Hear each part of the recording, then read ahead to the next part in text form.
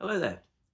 I know I said I'd do these more regularly, but in my defence, the last month has been an absolute washout. I've been ill for a lot of it, like proper bedridden ill. It started start of February. I had a bit of a pain in my belly. Went to the doctors. They said you need to go to A&E now. They then sent me to the same day emergency care department, I think it was, for the next day. Who then gave me some strong medication for the pain, said to come back for an ultrasound. Then I went back for the ultrasound and they said, well, you haven't got gallstones, so you're fine. I said, well, what about this pain? And the doctor's response to that was, are you in pain? Which was the whole reason why I was there in the first place. So I then had to go back, and I do apologise. My light is reflecting really badly on my glasses today. So I went back and they said, well, we can't find anything physically wrong with you. So we're going to give you some reflux medication. So they did that, and that basically just made me feel sick and dizzy the whole time, and I could hardly stand up for more than 10 minutes. So then went back to the doctors. They gave me a different one, which had the exact same effects. And then I finally got given another medication, which I think is meant for stomach ulcers. But I've been all right since then, and I came back to work tail end of last week. So there's positives and negatives to that. But the whole time I was off, I had to keep myself occupied, even though I couldn't stand up. And so as you can maybe able to see behind me, I've changed my desk, I've changed my setup, I've upgraded my computer. So then I can do things like this a bit more easily now. And also, because I was having to sit down a lot, I've started doing a little bit more on my very old Twitch account. So hopefully that will encourage me to play some of the games that I actually buy a hell of a lot more. Because while I've been off, I've been playing so many more games than I've played in years. I've got a very short list of ones I remember playing off the top of my head. So stupidly, in many ways, I bought myself EA FC 26. I've not played like a FIFA style game for a good few years now. I used to play it horrendously large amount of time, and it's been all right. It's just been a real time sink for me more than anything else. I've been playing. I played Unpacking, which was a nice, calm, gentle game to play. But I prefer another cozy game that I found called A Little to the Left, and it's literally just you've got a load of mess in a particular screen or things that aren't quite organised, and you just organise them, and it's just so peaceful, no stress, just get on with it. But that's one of the nicest games I've played in the last few weeks. The publisher for them were at the Bristol Gaming Expo. I've given away part of what I'm going to be talking about in a little while. And they've got some really nice games coming up as well. And I've just realised I've left the flyers for them over there, so you're going to get me leaning forwards at some point as well. I went back to playing Ratchet & Clank Rift Apart, and that is just, it's an absolutely stunning game. I've not played much Ratchet & Clank ever, but it's pretty much like, it feels like you're playing a Pixar movie, because the finish on it is phenomenal. And again, it's not the most difficult game in the world, but it's a really nice game to play to keep you occupied. When I first got the new computer, I got the Xbox app because I've got Game Pass for the kids and stuff. So I thought I'd have a go at the Indiana Jones game, and loved it. It's a bit like Far Cry to a certain degree, but with Indiana Jones, which is a positive. So I'm looking forward to playing a bit more of that, which again, I can do with the new setup. I've also started playing Oblivion remastered, because I've changed my internet provider. That's not anything to do with Oblivion. Oh, yeah, I have. This is where it comes in. Because I bought a PS Portal about 18 months ago, and my internet at home was so bad, I could not play anything on it, and thinking of getting rid of it. But now I've got internet that actually works, I can do it, and it's nice just sitting in my bed, just playing a bit of Oblivion. It's not massively my kind of thing, but it's fun enough. And again, I'd like to do a bit more exploring in games, which can only be positive. But in terms of exploring in games, one that I have started playing recently that I absolutely love, and it's the main one I've been streaming on Twitch, is Dave the Diver. That came out a couple of years ago, I think, and it's just this little pixel art game with a surprisingly large level of depth, and you literally spend your daytime diving in the ocean, diving in I think it's called the Big Blue Hole or something, which has just got a plethora of different fish in it. You catch the fish, you take them back to your restaurant, and you serve sushi. So you get your money to then upgrade your gear for doing more fishing. And it's just a really satisfying, gentle, calm feedback loop throughout the whole game. And I cannot recommend Dave the Diver highly enough. Please, if you've not played it, have a go at it. So that's the stuff that I've been playing more. But I managed to get well enough at the end of the month to be able to go to the Bristol Video Games Expo. I came back from that yesterday, so it happened the day before yesterday. And I travelled there with RetroGamerThomas from the Unofficial Controller podcast and Mrs. RetroGamerThomas. So it was nice to have the company, and I also took my middle child with me. So we had a nice trip away, stayed in the same hotel. It was nice. While we were there, we met up with Scott, who is Marathon Gaming on here. Who else would do it? Oh, Retro Ed UK, who is a very lovely man. Very lovely man. Met up with ZX Tetley, who I'd never met before. And I think he's Tapman2 on here. He might be Tapman2 on Instagram, but I'll put links to all of their channels on here. And also Rich's wife, and I'm really sorry, I have completely forgotten your name, so I do apologise for not calling you out by name. But we went out for a couple of meals while we were there, and it was really nice to have a meet up with a few people that I've not met for ages, and also to meet up with other new people. And so while I was there, I did get quite a lot of pickups. Probably spent a little bit more than I should have done, but it's all stuff that's going to be nice, and it's also stuff that I'm likely to play more now with the new setup. So I'm going to go straight into my pickups now, because I've got a massive pile of them back here, and yeah, we'll see what's what. Because I've got so many from such a long space of time, there's no particular order to it, and hopefully I can remember where I got it all. So let's start with this stack here. So as you know, I collect for UMDs for movies that I haven't seen before. So I don't think I've got this one already. I'm pretty sure, judging by the price label, that it came from the recycling centre. And that is the Transporter, which looks like your typical Jason Statham film, where he's a hard bastard who's just going to beat the shit out of people. So that will be an interesting one to watch. If it's any good, just let me know. And while I was there on that day, I found a PSP game that I know that I don't have, and it's Mind Exercise for Your Brain quiz, which I think that just was one of those ones that jumped on the bandwagon of brain training being so popular on the DS without it being for the DS. Yeah, we'll skip over that for now.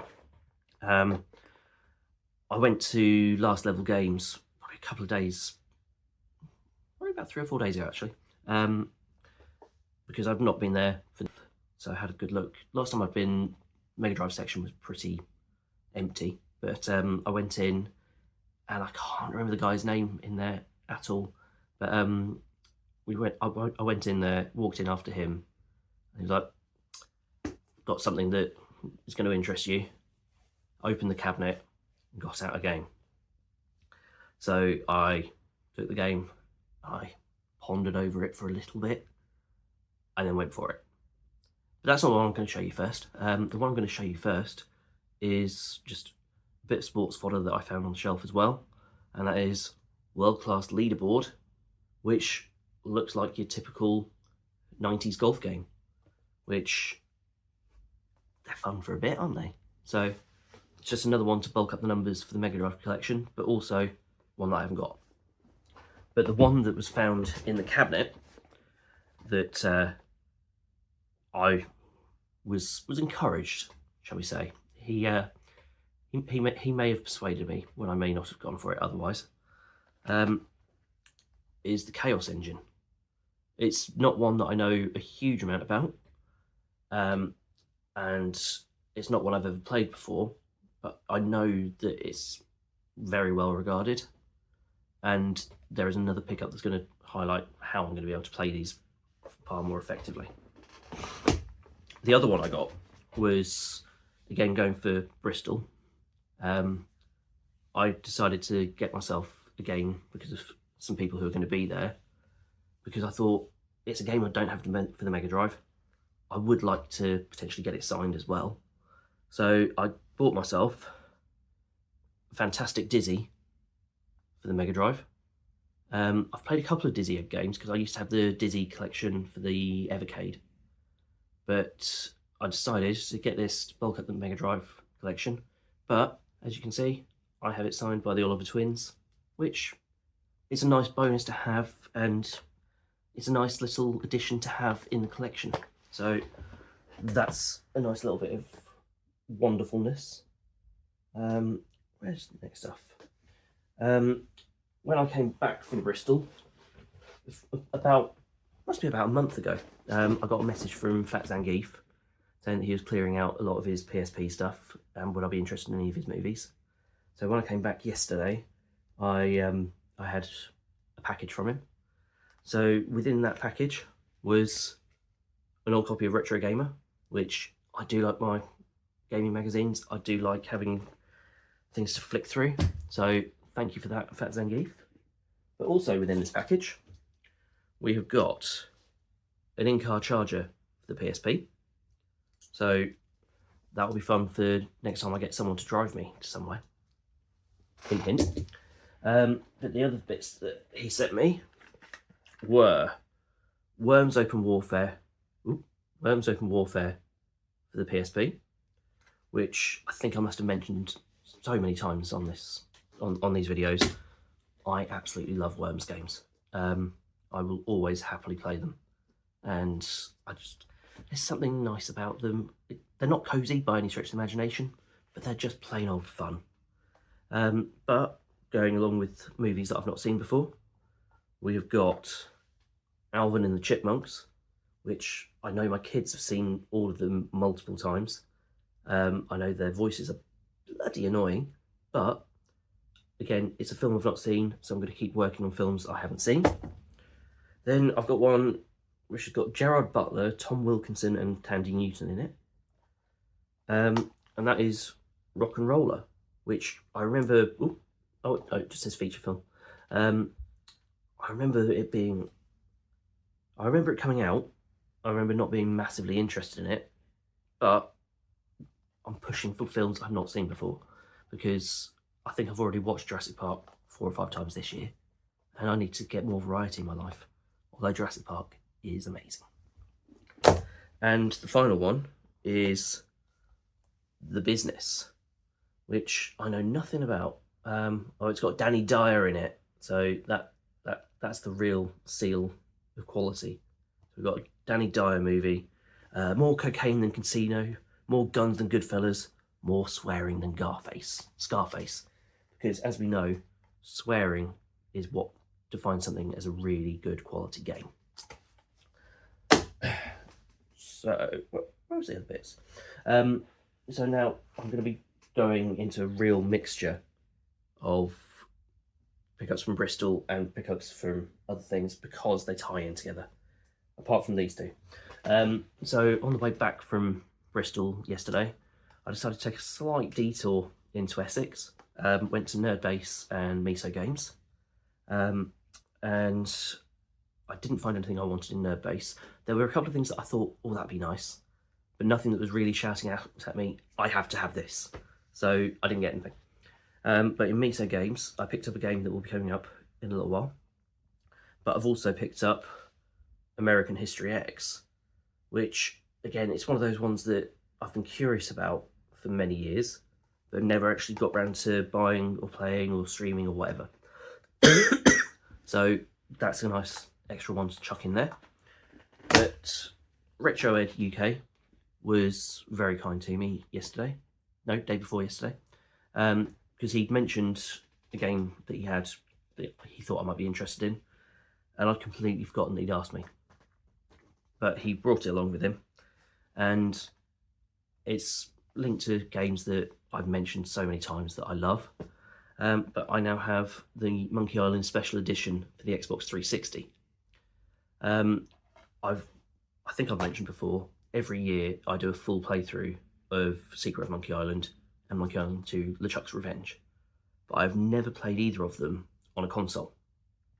So I think I might be doing that with these for this year. But that also ties in something else that I've been doing. I've mentioned before that I do bits and bobs for the Unofficial Controller Podcast's Discord. And one of the things that I've set up just in the last month or so is like a community challenge based around getting platinum trophies or 1000G in games on Xbox. And all it is I've set a target within there of the amount of platinums to try and get by the end of the year. I think we've set 3 targets. There's, I want to say 100, 250 and 365 for a different level of prize. And once we get to the end of the year, we'll do a draw for everyone who's submitted one. So it doesn't matter how many you do, just as long as you're in there. And then do a prize draw for someone to potentially win a free game of their choice. I'm pretty sure this will have points on Xbox, so if I do this on Xbox, that's another 2 that I can add to the total. So yeah, that should be fun. I love the games, but it also helps me to do stuff that I've set up. So thank you very much, Ed, for that. So what should we go for next? As well as getting... No, I'm going to do these bits first. I've just spotted a couple more bits that I've got. Found a couple more bits at the recycling centre that, again, I just wanted to add because I like the look of them. And I have a Logitech Wingman Attack joystick, although I'm not sure whether I've got anything that goes with one of those connectors for a joystick, but it is just a lovely, nice design for a joystick and feels really nice and sturdy as well. So I wonder whether that will actually go with the ST. I'll have to give that a test later. But the other thing I've picked up, again with the idea of streaming in mind, although I've got the new desk which has got a hell of a lot more space on it, I also don't want to, because I want to be able to stream stuff from my retro games, I need the space to put them there. But I also don't want to completely fill the space with different games. Sorry, different consoles, or have to keep going up and down to the garage to do it. So I spotted this in the recycling centre, and it is just a Mega Drive clone console, but it's one that takes cartridges as well as having 81 games loaded onto it. So I've not had a chance to test that out yet, but at least it's something small that I can just cram into one of the drawers on the new desk, and I can then start streaming stuff from there, because I'd like to do more stuff based around the games that I've actually been playing, and be able to show you how awful I am at games. So that's going to help me in that direction. So at the Bristol Games Expo, it wasn't just games that I was buying. As you can see, I've got an interest in a few other gaming bits and bobs all over the place. And one of the people who was there was Duncan Guttridge, who did a lot of the artwork for PAL regions for Sonic the Hedgehog 2 back in the 90s. And I decided to pick up one of his signed prints. It's just here with a little signature there. It's not an image that I'd seen before, and I just like the look of it. So that's going to be going up on the wall somewhere around there, I reckon. So that's a really nice little bit that I've got that isn't a game. And where have I put? Ah, all right. As you know, sugar. At some point, I'm going to learn how to edit so I can remove bits like that and me being clumsy. Again, with the idea of me being better at actually playing games, there was a stall there. What was the name of that stall? Right Sprite. And they were selling some of the like Mega Drive ROMs, or like homebrew special editions, but on cartridge. So I picked up myself a copy of Ghostbusters Special Edition, which it's a ROM hack that includes things like the original release didn't have Winston as a playable character. They've added an extra difficulty setting. And there's a couple of little glitches that were in the original where I think when you finish a level, you automatically turn into Peter and stuff. So that's just going to give me a slightly more modernised way of playing it, which I hope will be fun. But I also saw one that was boxed that I've never played before because it's not been on a system that I own before, unless I was to go for like downloading on PlayStation or Steam or whatever, I think. But I've got a ROM of Metal Gear for Mega Drive with the artwork that's completely based on a screenshot of Michael Biehn in the first Terminator movie. But I've been interested in this for a while just because of the whole idea of them having to cut. Again, this is based on what I've read online, so I apologise if I'm wrong. Please feel free to correct me. It was originally planned to be a shoot 'em up, but they didn't have enough processing power to animate the sprites and the bullets. So that's where Hideo Kojima came up with the idea of making a sneak 'em up. So I want to see what a 1987 sneak 'em up actually plays like. So that's going to be fun for me to fail at. So that's all good. But last time, or it might have been the video before last, I'd finished the Mega Drive games collection, and I said that I was going to start on the SNES. So there's, I think it was 54 or 55 different ones with a lot of crossover with the Mega Drive. But there's a few, like the one that springs to mind immediately is Aladdin, where although they were on the same strength console, they had different developers. So they're very different games. So I'd like to compare the two.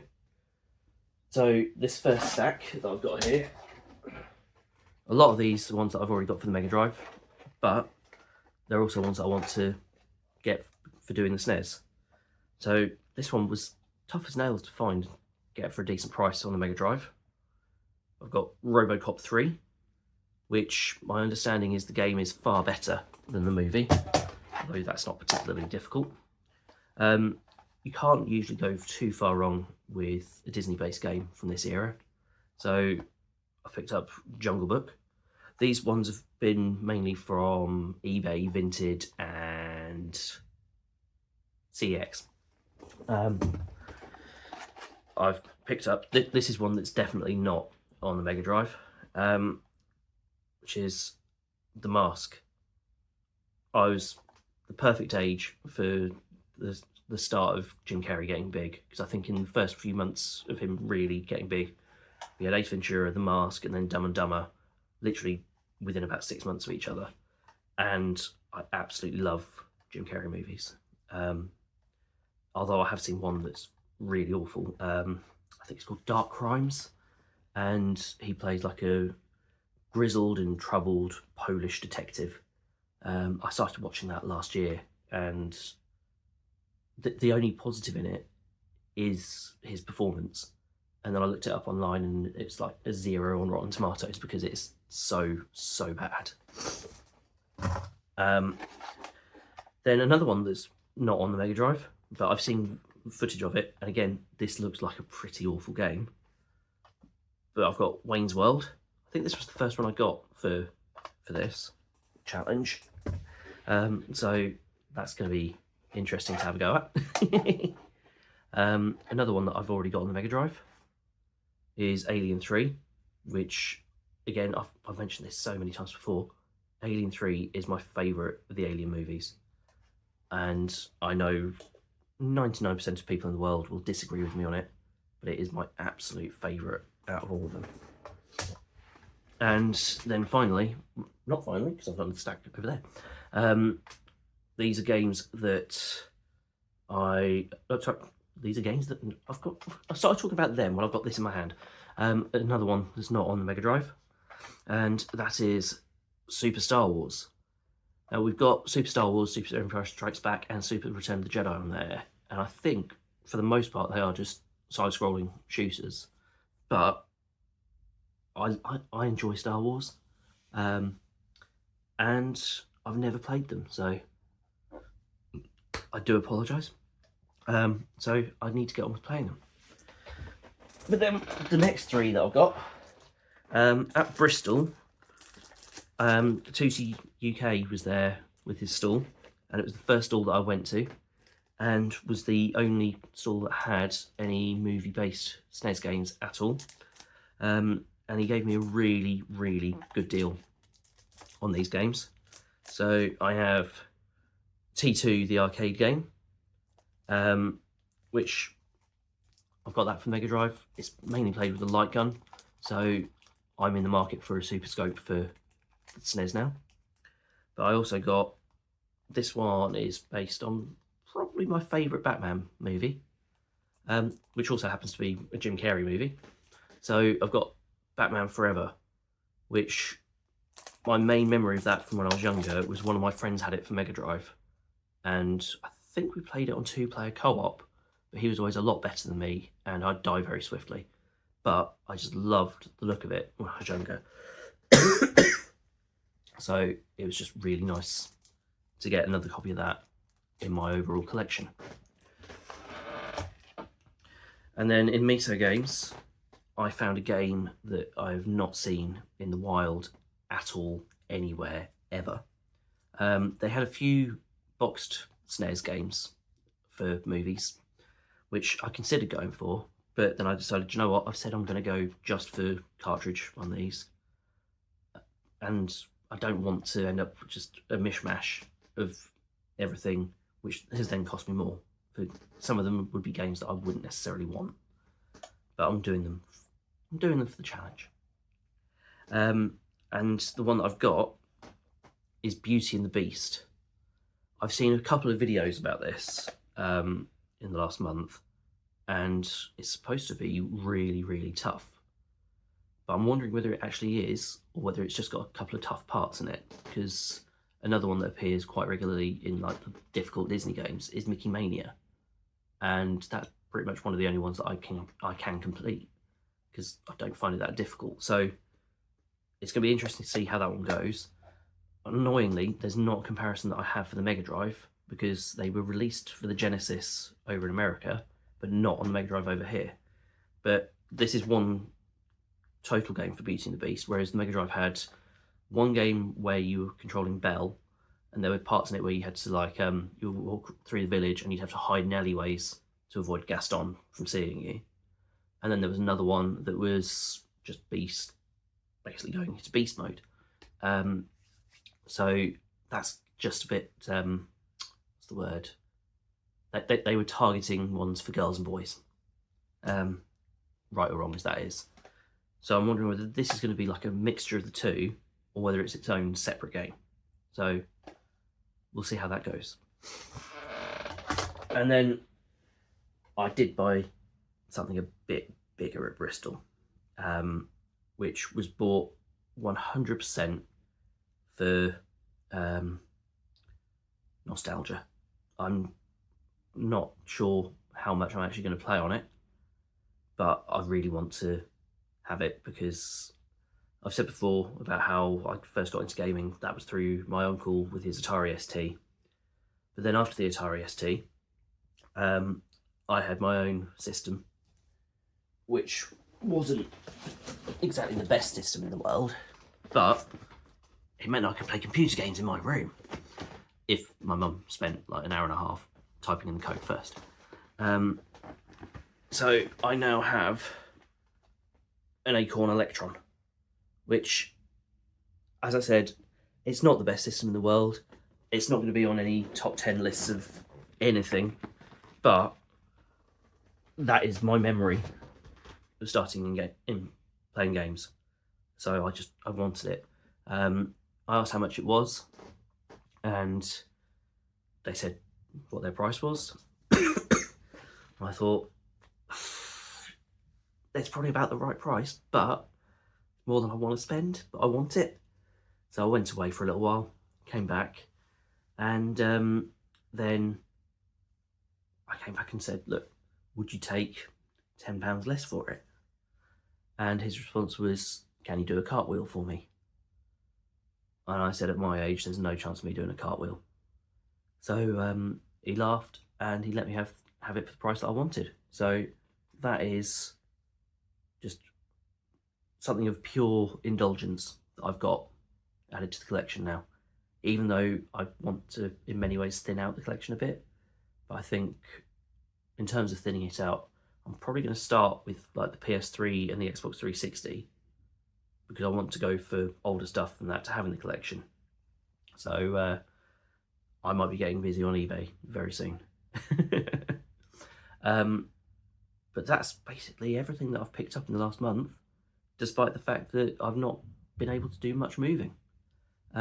So I suppose the next coming month or so, I've got my birthday at the end of March, so hopefully I can get some good hinting in as to things that I'd like.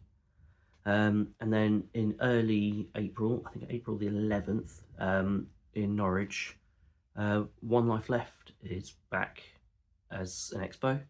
That's going to be at Epic Studios, so I'm planning to potentially be there. I don't know whether I'm going to be there with the podcast or not. I'll have to check with them whether they want me or whether I'm going to be buying my own ticket. But we'll have to wait and see. But I'll let you know what's what. But in the meantime, thanks for hanging around for half an hour, and I will see you next time, which will hopefully be quicker than the last turnaround. Cheers. Bye.